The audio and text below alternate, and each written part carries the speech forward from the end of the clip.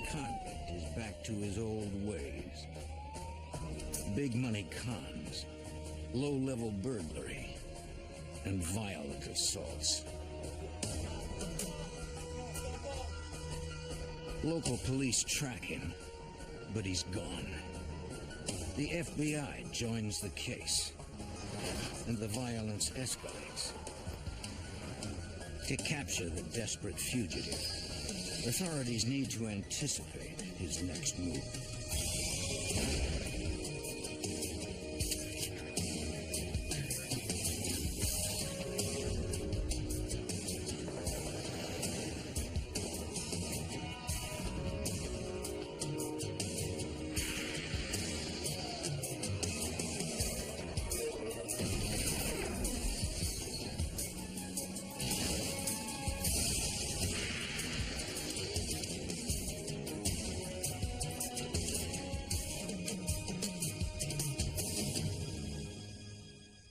Women are most often assaulted by someone they know, but sometimes a stranger attacks. Near Las Vegas in December of 2000, a young woman became the latest victim of a violent sex offender. Before authorities could locate him, he would add murder to his list of crimes. I'm Jim Kallstrom, former head of the FBI's New York office. FBI agents tracked the armed fugitive across the country, and as they closed in, the gunman was determined to avoid capture at any cost.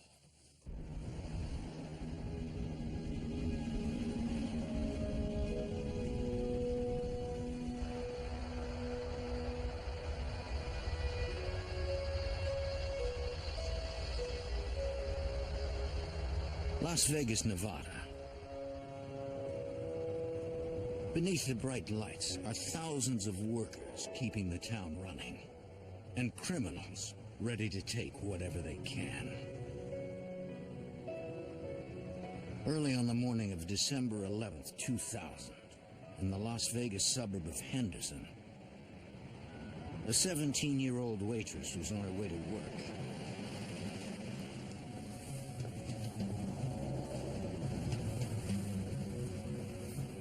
In a parking lot, a man offered her a ride to work. I'm just going to work. She declined.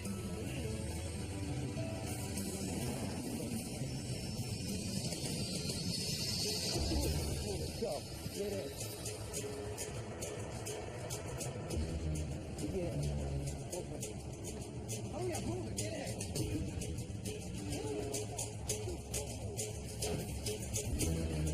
His gun stopped her from crying out.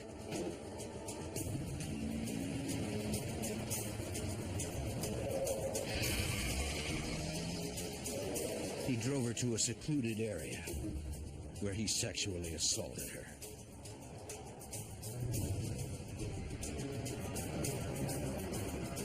As soon as she could, she took her only chance and fled, running to a nearby restaurant to call 911.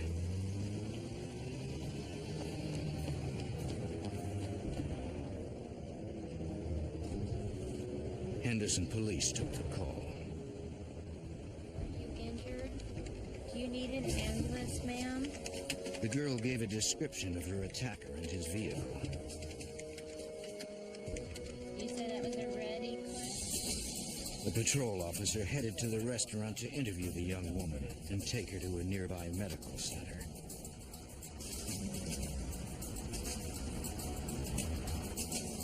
En route, he spotted a red sports car that matched the description given by the victim.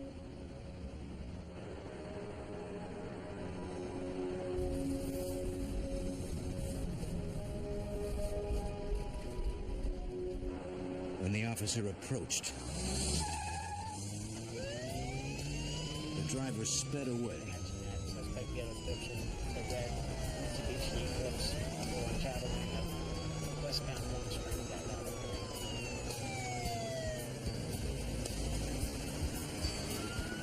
As they neared the city and busier streets, the suspect's driving became more erratic. The officer decided the risk to civilians was too great and pulled back. But police now had the vehicle's license plate number. Henderson PD ran the tags and traced the vehicle to a Las Vegas address.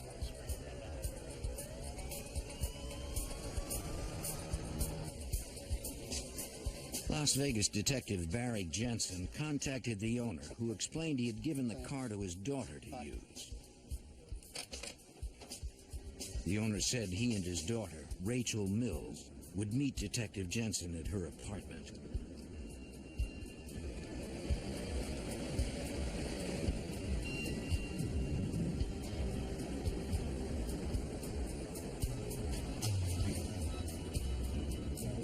When the detective arrived, he told them about the car eluding police and the reported sexual assault.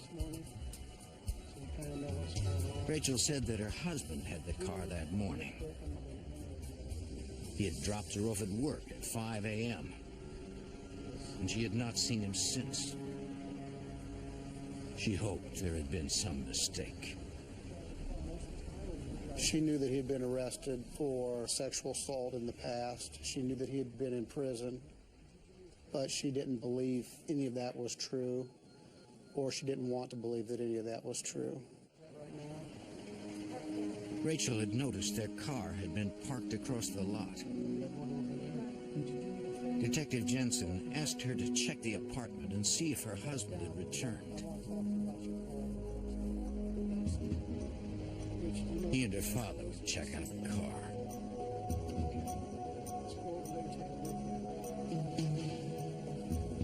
Looking around the apartment, she realized that her husband had taken most of his belongings. It appeared as if he had left her.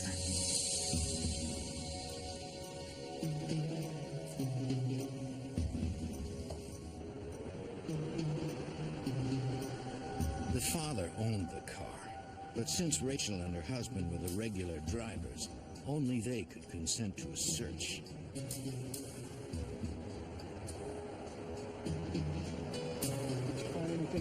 His stuff is gone. His clothes, the drawers, all the stuff he keeps on the dresser, photos, I don't know, everything seems it's gone. Did you give me your verbal consent to search the car without getting a search warrant? Oh, okay. You got to set it. Though shaken by what was happening, Rachel gave Jensen permission to search the vehicle.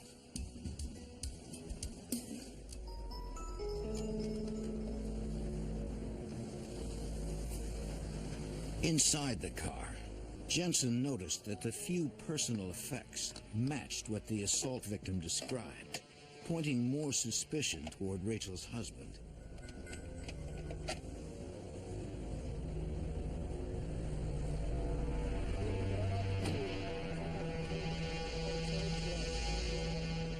She said he didn't have a regular job, but beyond that, Rachel and her father were unable to give the detective much more information. All they were able to tell us was that he loved to play blackjack and craps. They had no idea where he was getting the money to do that. Jensen called for crime scene technicians to process the car, in case there was unseen evidence inside. It's going to be about 15 minutes for the tow truck to get here. He had to tell Rachel that her husband was a strong suspect in the assault of a 17-year-old girl. At his request, she gave Jensen a photo of her husband, E04 Mansour. If Mansour was the assailant, Jensen hoped the victim could ID him based on the photo. You should see every picture. At the police station, Detective Jensen interviewed the young woman. She identified E04 Mansour as her attacker. Nevada police charged him with kidnapping and sexual assault. Jensen found that Mansour had an extensive rap sheet. He'd been arrested several times for sexual-related offenses, sexual assault, open and gross lewdness. He'd also been arrested for burglaries, credit card fraud, and weapons violations. While in prison, Mansour had been diagnosed with a severe personality disorder that bordered on sociopathic. He was a sophisticated con artist. He could make people do things that they wouldn't normally do. He was a serial rapist and a career criminal. For several days, police had no good leads on the case. Then Jensen got a tip from a new ally. Sexual assault, Jensen. Mansour's father-in-law. He'd been digging around, talking to family friends, and he knew that Mansour was a big gambler at one of the local hotels, and he felt that he would have a room there.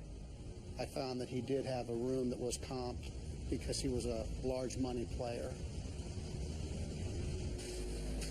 Since hotel security had cameras in the hallways, the detective asked them to watch and call police if anyone entered Mansour's room.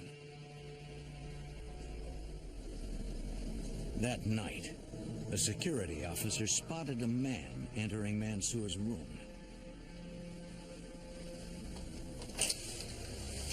He immediately contacted Las Vegas police. He has hotel security. He has returned to the hotel. Detectives were on their way. But the man exited the room less than a minute after he went in and casually slipped away.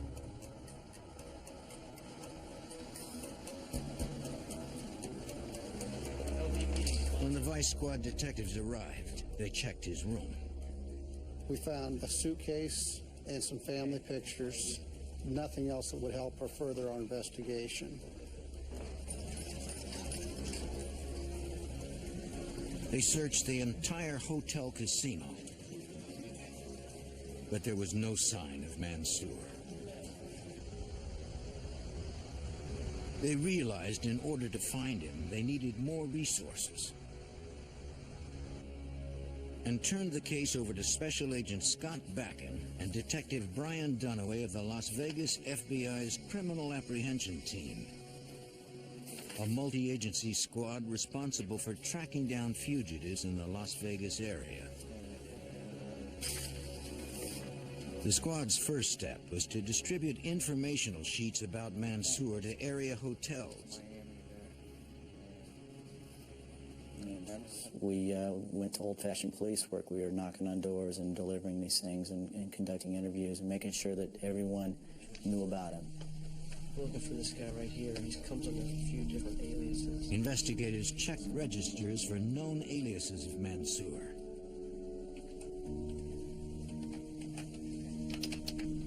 They found nothing. These two gentlemen are from the FBI. But some security personnel recognized Mansour as a suspect in a string of room burglaries plaguing the Vegas Strip. They described his frequent cons. They said Mansour preyed on tourists, mostly those of Middle Eastern or Asian origin. Okay, thank you.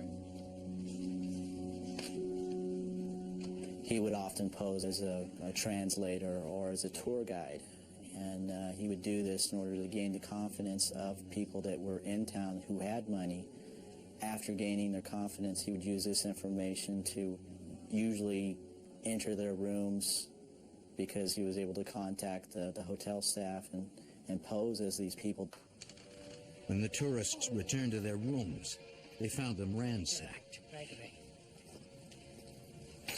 Over several days, Mansour had stolen more than $250,000 in cash and jewelry. We have been completely robbed. Everything is horrible. Agent Backen believed the suspect would use the money to flee Nevada. We obtained an unlawful flight to avoid prosecution warrant, which is a federal warrant, charging him with fleeing one state, going to another to avoid prosecution for the underlying charge, which was sexual assault. With the federal warrant, it allowed us to engage other FBI offices around the country in searching for Mansour. They tried to narrow the scope of the nationwide search by reviewing any piece of information they could find regarding the suspect. Mansour's wife gave them long-distance phone records which showed many calls to casinos around the country. We began developing a profile of him as a gambler, and once we did that, we focused our investigation on the gambling establishments. One of the gambling communities they notified was New Orleans. Casinos there should look out for it. On the morning of January 9th, 2001, 29 days after the Las Vegas sexual assault and kidnapping, a man in an obvious wig appeared at the New Orleans airport.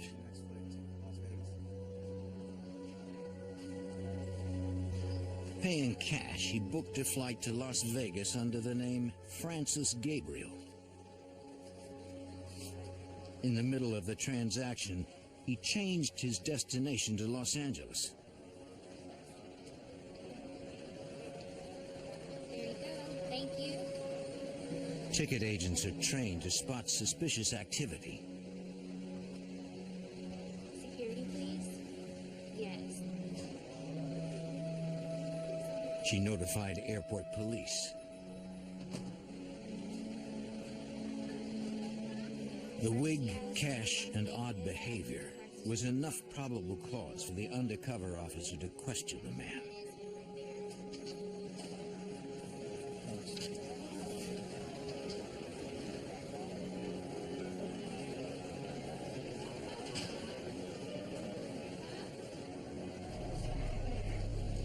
He followed him outside.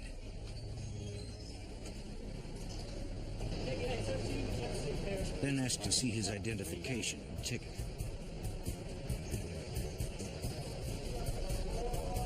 I'm asking you guys to take a look.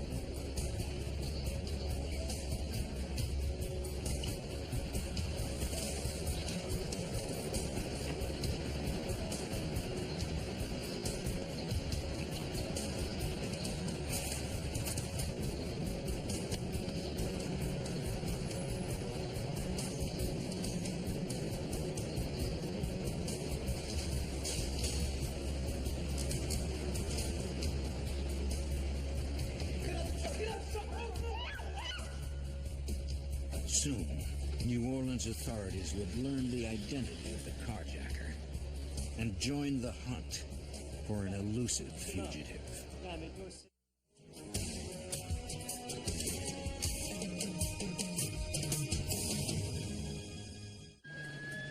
In January 2001, Las Vegas authorities hunted fugitive Mag-4 Mansour, suspected of robbery, kidnapping, and sexual assault.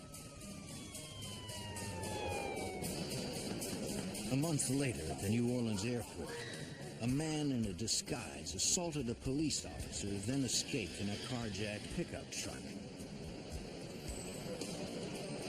Undercover Jefferson Parish police assigned to the airport reported the incident.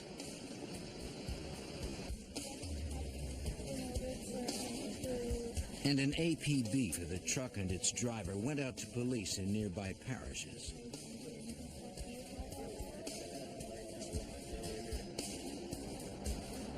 "30 minutes later, the St. Charles Parish deputy spotted the pickup truck 10 miles from the airport.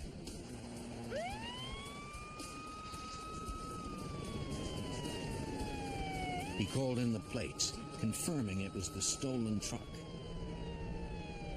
But the deputy knew there was construction ahead, so he did not pursue at high speed.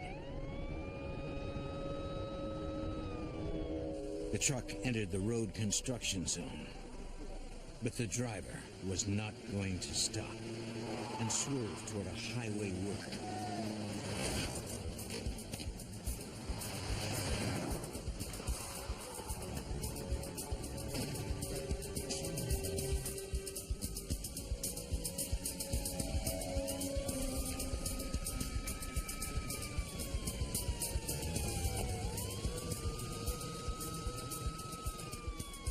The St. Charles Parish deputy arrived seconds later.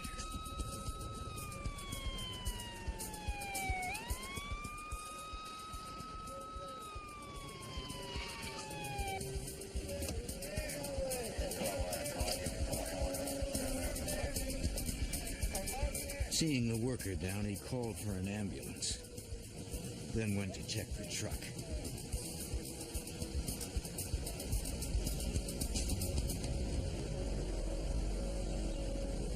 The carjacker was gone.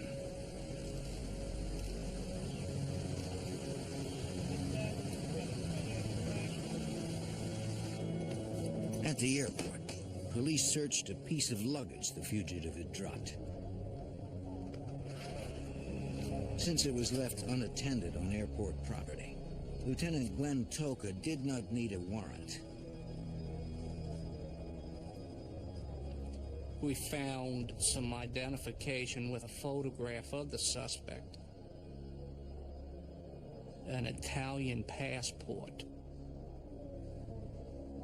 When we checked that, it was found to have been a stolen passport, which the suspect had obviously placed his photograph on. Police also found a list of stolen credit card numbers, players' cards from casinos throughout the United States, and multiple Social Security numbers.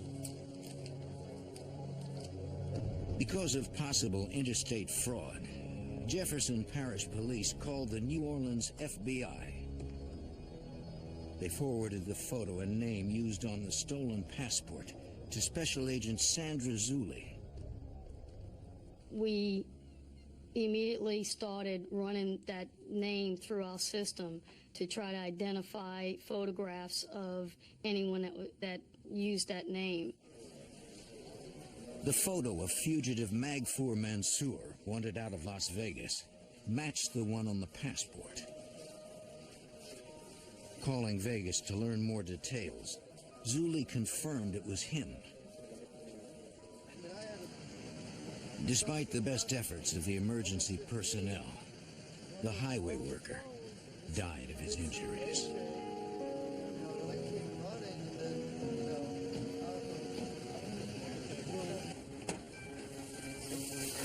Authorities began their search for Mansour at the truck and worked outward from there.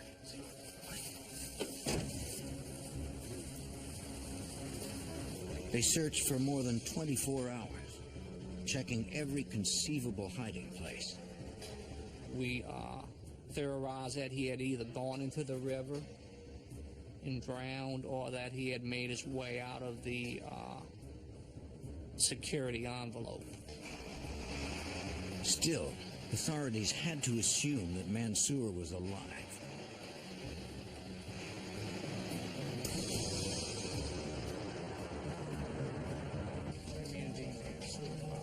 They hoped to determine where the fugitive had been while in New Orleans. Perhaps he would go back there.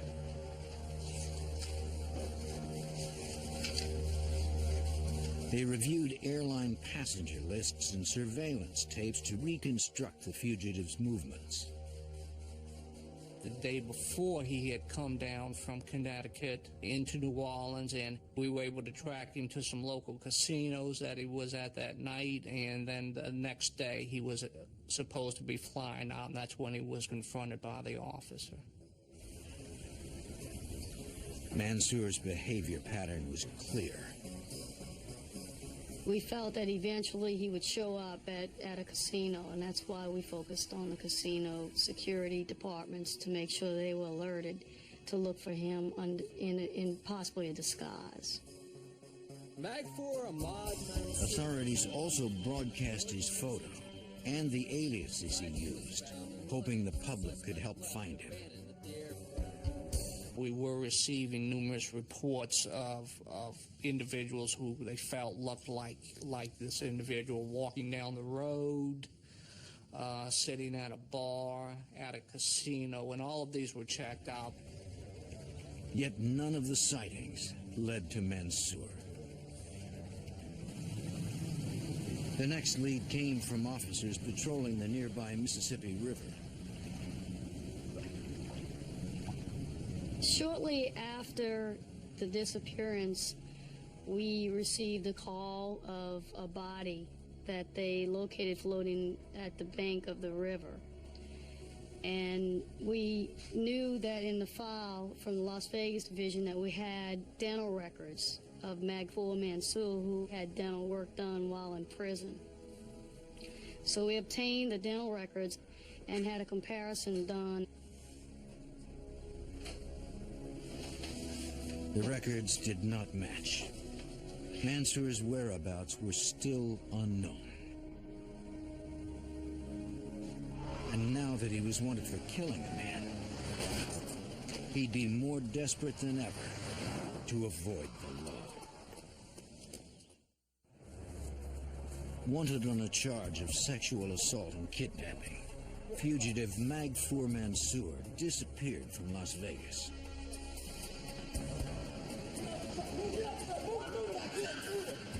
Weeks later, he resurfaced in New Orleans, where he carjacked a truck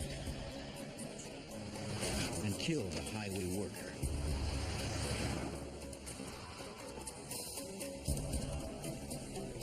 Not only was he moving quickly across jurisdictions, he was also using multiple identities, according to FBI Special Agent Sandra Zulli. Magfour Mansour utilized so many different aliases. We determined that he was stealing identification cards on a regular basis while he was staying in the casino area. The players' cards that we located in the luggage were determined to be stolen from casinos. Some of those players' cards were from casinos in Atlantic City. To follow up on them, Louisiana agents contacted the FBI's Newark field office. Special Agent Joseph Fury checked on a casino player's card Mansour used under the name Yasser Hamid. I called the hotel casino and talked to the senior vice president in charge of security, and he advised me that Mr. Hamid had in fact been a player at their casino, and on January 3rd of 2001 had played and won approximately $50,000. Agent Fury learned a New Jersey phone number had been found in Mansour's luggage. We didn't know the reason he had the number, whether or not he had ever called the number, or who was on the receiving end of that call. Okay. Authorities traced the number to a house in the Atlantic City suburb of Brigantine and set up surveillance on it. They knew the house belonged to a local cab driver, but little else. Agents watched on the slim chance the house might be connected to Mansour. Other teams of agents also searched the gambling community of Atlantic City. We distributed wanted posters to all of the hotel casinos in Atlantic City, as well as Atlantic City Police Department and New Jersey State Police. Someone, somewhere, was bound to run into the elusive killer. Yet months went by with no sign of him. Then, at an Atlantic City hotel on the night of May 4th, 2001, a vacationing Pennsylvania state trooper and his wife returned to their room. Yeah. And discovered they weren't alone. I'm not worried about that. The trooper recognized Mansour from wanted posters. He knew the man had killed before. But for some reason, Mansour left without harming the couple or taking any money. I knew he was a desperate man, living a life of luxury, which he didn't earn, and he was desperate to avoid law enforcement contact. 2 days later, at 6:30 in the morning, A casino ATM alerted hotel security of someone attempting to use a stolen credit card to obtain a cash advance. Give me a second. I need to show you something real quick. Check this guy out here on the ATM machine here. Why don't you go check that out for me? See what's going on. One of the hotel security officers confronted the cardholder, who calmly explained the card belonged to him. He claimed he had reported it stolen, but found it again that morning and forgot to cancel the hold on it. Asked for identification, the man handed the security officer an Indian passport that had been obviously altered. When the security officer tried to bring the man in for questioning, he pulled a gun, then fled. Though the officer didn't know it yet, the man he was trying to take into custody was Magfour Mansour. The suspect jumped into a nearby taxi and forced the driver to help him escape.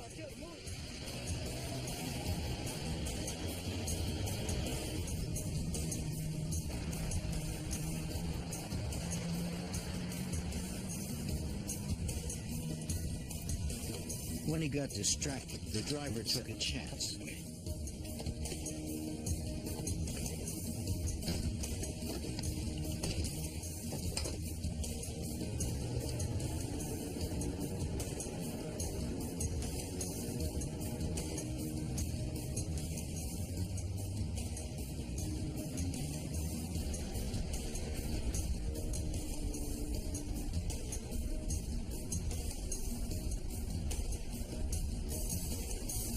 Minutes later, witnesses outside the Taj Mahal casino saw a well-dressed man leave a taxi idling at the curb and disappear inside.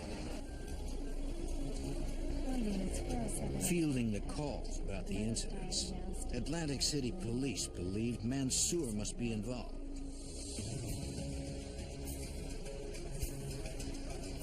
Authorities immediately responded to the Taj Mahal.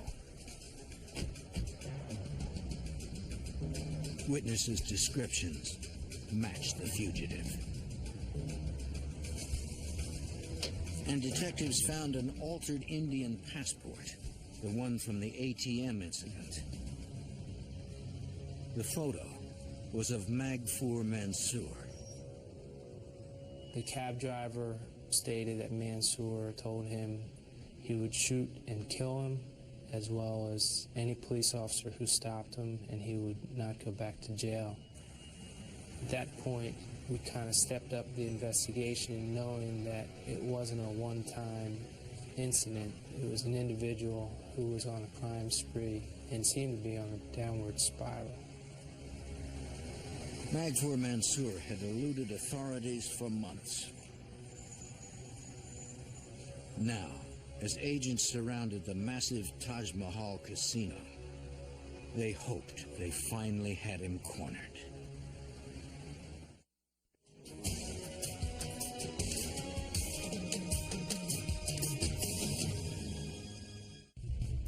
The FBI sought Magfour Mansour for kidnapping, sexual assault, carjacking, and second-degree murder. He had eluded them in Las Vegas and New Orleans.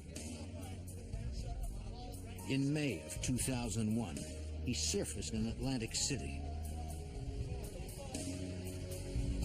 hoping finally to stop him. FBI Special Agent Joseph Fury organized a search of the hotel casino Mansour was seen entering. We established a command post at the Taj Mahal with the Atlantic City Police Department, the New Jersey State Police, as well as security personnel from the Taj Mahal in an effort to locate Mansour, thinking that he may be in the hotel somewhere. But Mansour wouldn't be easy to find. The 1,200-room hotel boasts a 135,000 square foot casino and is often filled with thousands of guests. New Jersey State Police and Atlantic City Police canvassed the entire hotel casino, as well as every hotel casino in Atlantic City. They found nothing. Somehow, Mansour had slipped away.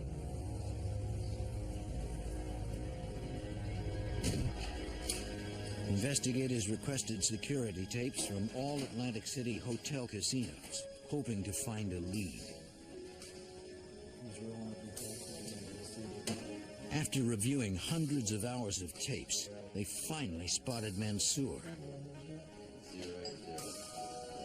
He was getting out of a cab. Checking the taxi's identification number, state police learned it was owned by an independent operator living outside of Atlantic City in Brigantine.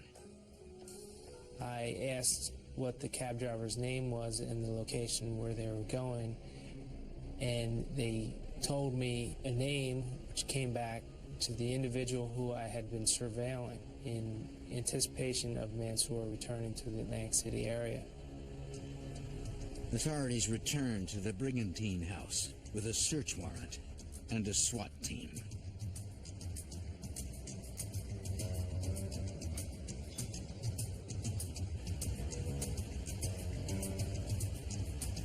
The SWAT team moved into position.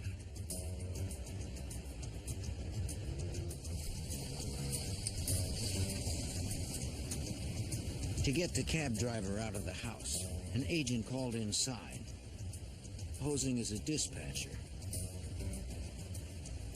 He told the driver that one of his regular fares needed a ride. We felt that if Mansour was inside, it might be a hostage-type situation.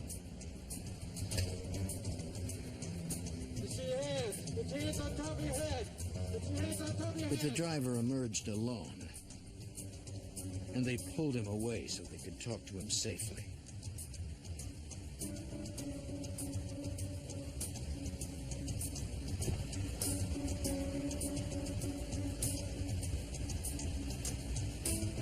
The driver said no one else was in the house, but the arrest team had to be sure.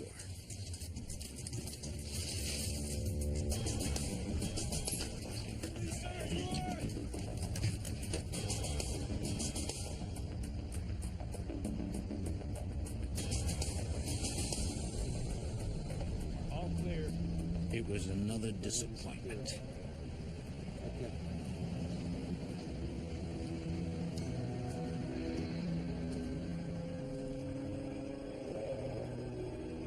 Authorities returned to the state police barracks to interview the cab driver. He said he had driven Mansour around the Atlantic City area several times in recent years.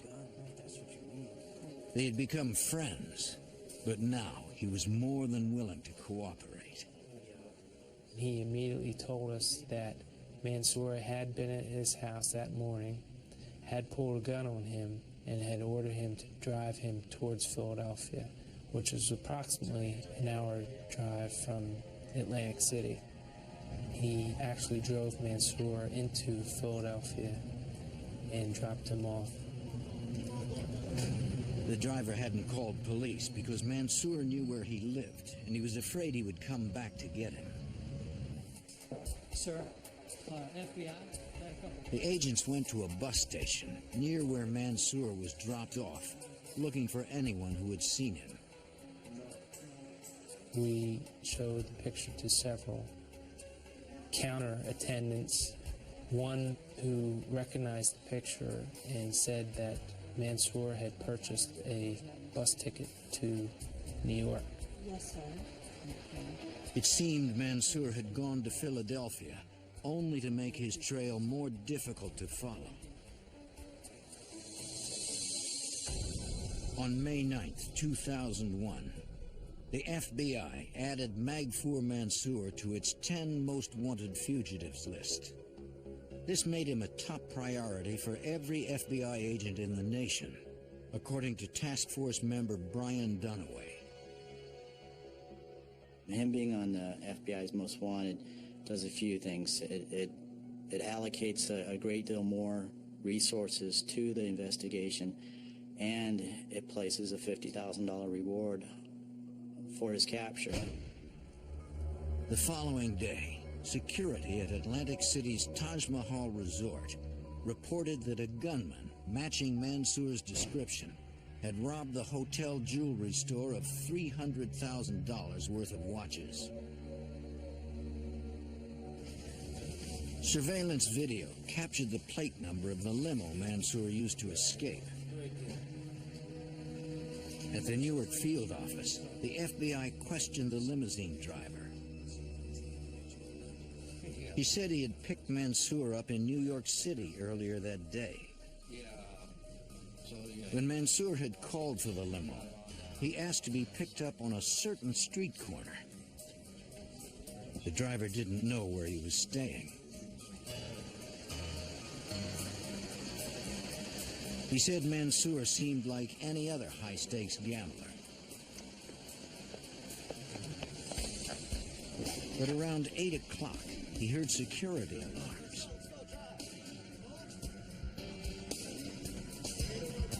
Then Mansour jumped in and ordered him to speed away.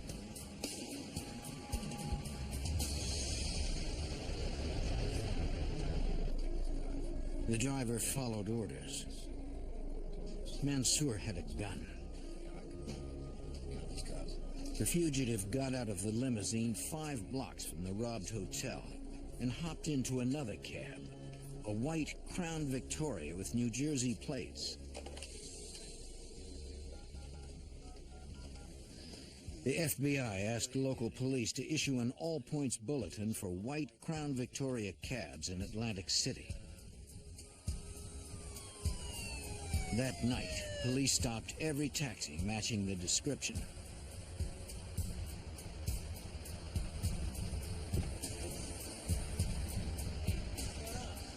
Eventually, they found the driver who had picked up Mansour.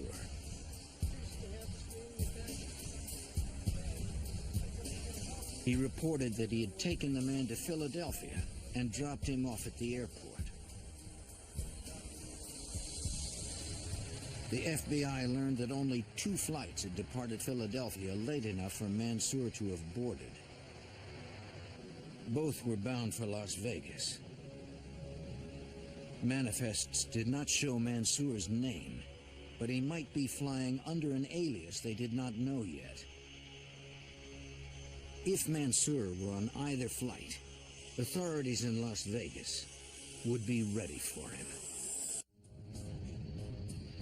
In the pre-dawn hours of May 11th, 2001, the FBI believed deadly fugitive Magfour Mansour might be aboard one of 2 flights to Las Vegas. New Jersey FBI Special Agent Joseph Fury kept working as the planes traveled cross-country. I contacted the Las Vegas division to advise them that Mansour had committed the armed robbery in Atlantic City, and he may in fact be en route back to Las Vegas. The Las Vegas Police Department as well as the FBI were at the airport waiting for both planes to arrive. Vegas detective Brian Dunaway had been tracking Mansour from the beginning. He knew how dangerous and desperate the fugitive was. Everyone that we had talked to, everyone that knew anything about him, knew that he wasn't going to go back to jail. He had made those statements, and his actions were just of such desperation that he wasn't a person that wasn't going to face these charges. And his previous incarcerations and the records that they kept on him there was just no way he was going back. So he was going to go out in a blaze of glory. Mansour frequently used disguises and false IDs to travel.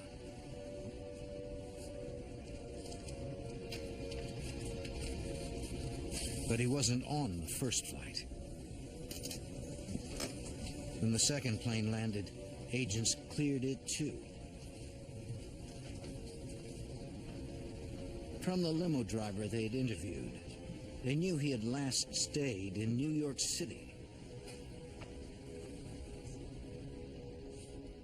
At that point, I contacted Special Agent Ted Miller of the New York Division to advise him that Mansour was not on either flight that went to Las Vegas, and it would be more likely that he would be in New York City.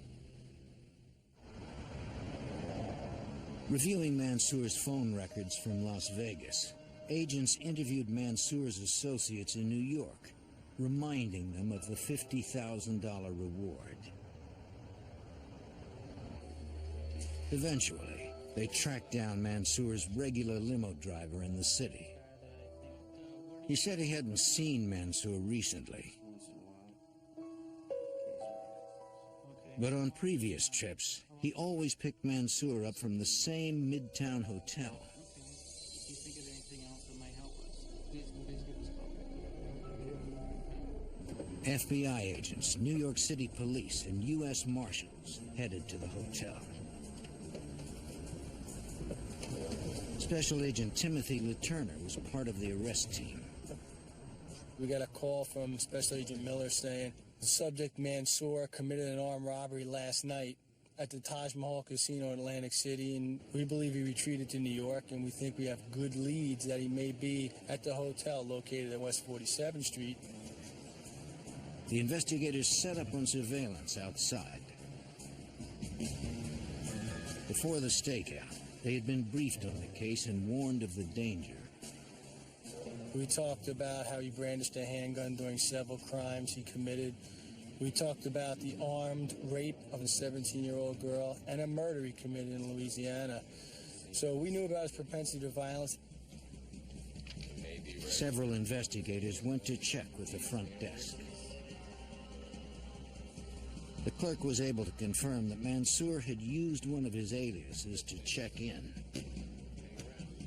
He gave them Mansour's room number, but didn't know if he was there. Our plan at that time was we were going to make a ruse phone call into the room. We believed Mansour might be staying in. We had agents outside the room. We had agents in the lobby. What we decided to do was a wake-up call. If he answered or we heard stirring in the room, we would know he'd be in there, or someone would be in there. We made several calls, and we got no response telephonically. We heard nothing in the room. Mansour must have gone out. They hoped he would return.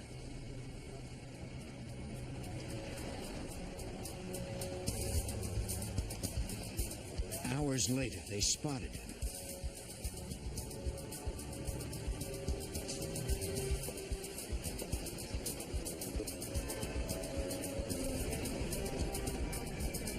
He was alone and heading back into the hotel.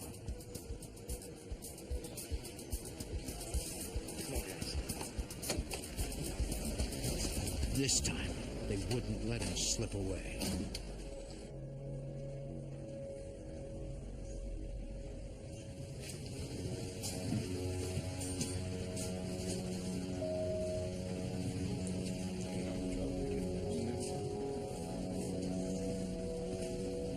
Mansour had long vowed not to be taken alive.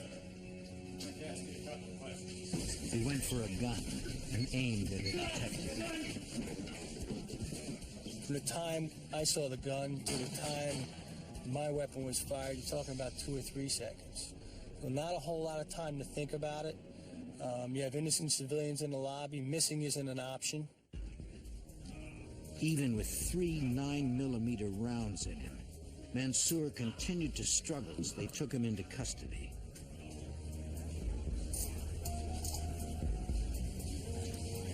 Because of their training, the arrest team was unharmed.